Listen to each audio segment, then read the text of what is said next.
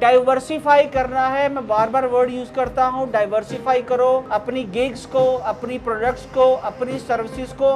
Micro निश में आओ। अगर प्रोडक्ट सेल करते हो, मिसाल के तौर पर आप आर्मी यूनिफॉर्म सेल करते हो, भाई आर्मी यूनिफॉर्म नहीं सेल करना। दुनिया में 200 मुल्क हैं, 200 मुल्कों की आर्मी भी है, बहरिया भी है। आपकी एक वेबसाइट ऐसी होनी चाहिए, मिसाल के तौर पर सेम आपकी मशीन होगी, सेम आपका दर्जी होगा, लेकिन आपने क्या करना है, सपोज ब्राजीलियन आर्मी यूनिफॉर्म्स.com। आपने क्या किया कि आपने सिर्फ ब्राजीलियन जो आर्मी है उसके यूनिफॉर्म्स की साइट बुक कर ली।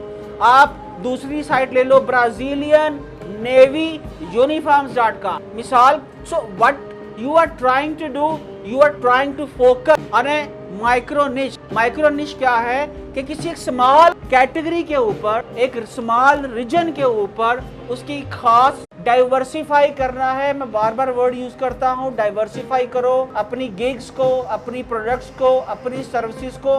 माइक्रो निश में आओ। अगर प्रोडक्ट सेल करते हो, मिसाल के तौर पर आप आर्मी यूनिफॉर्म सेल करते हो, भाई आर्मी यूनिफॉर्म नहीं सेल करना। दुनिया में 200 मुल्क हैं, 200 मुल्कों की आर्मी भी है, बहरिया भी है। आपकी एक वेबसाइट ऐसी होनी चाहिए, मिसाल के तौर पर सेम आपकी मशीन होगी, सेम आपका दर्जी होगा, लेकिन आपने क्या करना है, सपोज ब्राजीलियन आर्मी यूनिफॉर्म्स.com। आपने क्या किया कि आपने सिर्फ ब्राजीलियन जो आर्मी है उसके यूनिफॉर्म्स की साइट बुक कर ली।